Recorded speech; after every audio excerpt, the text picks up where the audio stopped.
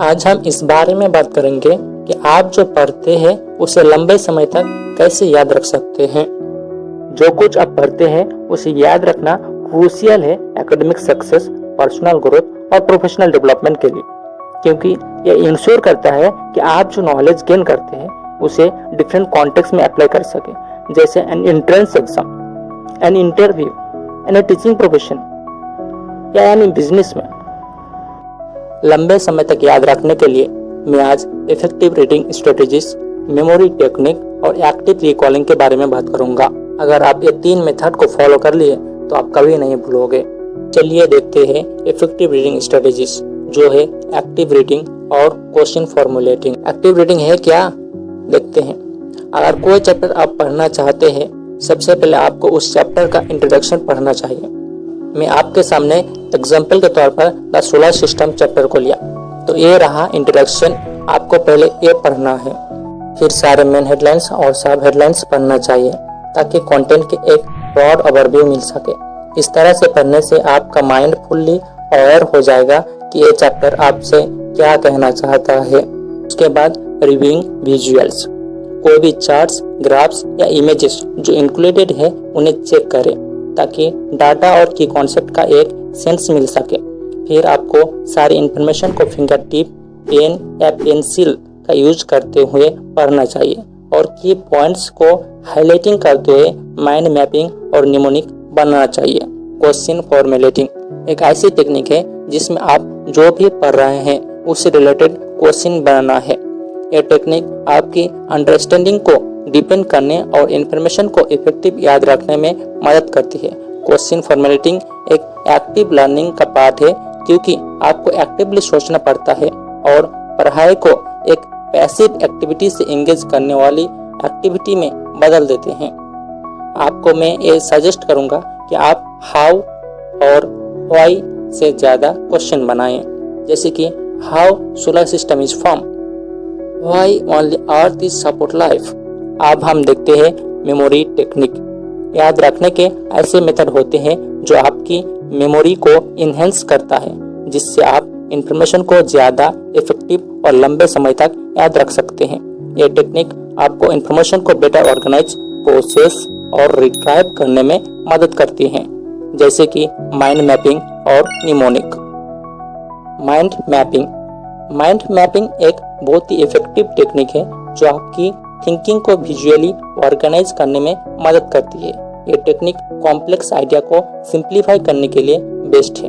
Mind mapping के कुछ step है, जैसे identify central idea, make main branches, make सब ब्रांचेस, यूजेस ऑफ की words and images, review and update. Identify central idea. सबसे पहले आपको एक ब्लैंक पेज लेना है। पेज के सेंटर में आप उस टॉपिक या कॉन्सेप्ट का नाम लिखिए जो आप स्टडी कर रहे हैं। ये आपका सेंट्रल आइडिया होगा। जैसे कि हम एग्जाम्पल के तौर पर द सोलर सिस्टम चैप्टर को लिया था। यहाँ पे सोलर सिस्टम सेंट्रल आइडिया है और हम इसको पेज के सेंटर में लिखेंगे। अब मेन ब्रांचेस, सेंट्रल आइडिया से रिलेटेड जो भी मेजर टॉपिक है उन्हें सेंट्रल आइडिया से लाइन करके लिखिए। ये ब्रांचेस जैसे होगी, जैसे कि main headlines of solar system, structure, formation, earth unique and exploration. अब सब ब्रांचेस, ये मेन ब्रांच की ब्रांचेस होगी, जैसे कि स्ट्रक्चर में है सन, प्लैनेट और एस्टेरॉयड बेल्ट। फॉर्मेशन में है नेबुलर हाइपोथेसिस और प्लैनेटरी एक्सीलरेशन। यूनिक में है गोल्डीलॉक्स जोन और मून्स रोल। फाइनली एक्सप्लोरेशन में है हिस्टोरिक मिशन और फ्यूचर एक्सप्लोरेशन। फोर्थ पॉइंट है uses of keyword and images. Mind map में कीवर्ड का यूज करें, पूरी लाइन लिखने की जरूरत नहीं है। माइंड मैप में विजुअल एलिमेंट आपके माइंड में कॉन्सेप्ट को अच्छे से इम्बेड करने में मदद करते हैं, जैसे कि आप सन के बाजू में सन का इमेजेस, प्लैनेट का इमेजेस और एस्ट्रॉयड बेल्ट का इमेजेस बना सकते हैं या सिंबल भी ऐड कर सकते हैं। लास्ट पॉइंट है रिव्यू और अपडेट करें। अगर कुछ न्यू पॉइंट आपको मालूम हुआ तो आप ऐड कर सकते हैं और इस तरह एक अच्छा सा माइंड मैप बनकर तैयार होता है। इस माइंड मैप का हेल्प आप कभी भी ले सकते हैं। निमोनिक एक टेक्निक है जो आपको इंफॉर्मेशन याद रखने में मदद करती है, usually by creating a simple memorable phrase. जैसे कि प्लैनेट ऑफ सोलर सिस्टम, अगर आपको सोलर सिस्टम के प्लैनेट को ऑर्डर में याद करना है तो आप एक ऐसे निमोनिक बना सकता है।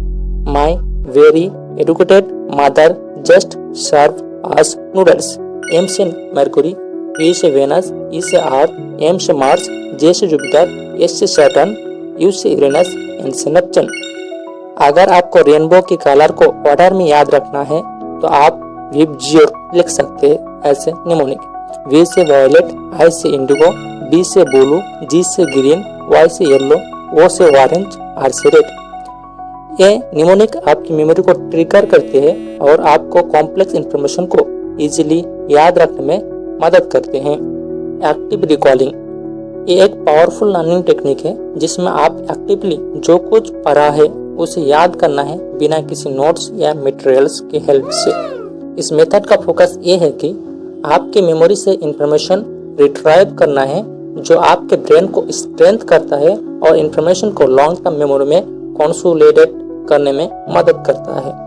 जो इंफॉर्मेशन लॉन्ग टर्म मेमोरी में कॉन्सोलिडेट हो गया वो इंफॉर्मेशन आप कभी भी नहीं भूलोगे। अगर एक्टिव रिकॉलिंग के समय इंफॉर्मेशन को रिट्राइव नहीं कर पा रहा है तो आप माइंड मैपिंग और निमोनिक की हेल्प ले सकते। ये आपको बहुत ही कम टाइम में ज्यादा इंफॉर्मेशन प्रोवाइड करेगा। कुछ इंपॉर्टेंट पॉइंट जो आपको ध्यान रखना चाहिए। डिस्ट्रैक्शन चीजों को दूर रखना है, जैसे कि फोन। अगर आप भूखे हैं तो आप कुछ खा लीजिए, ऐसे मिनिमल फ्यूल।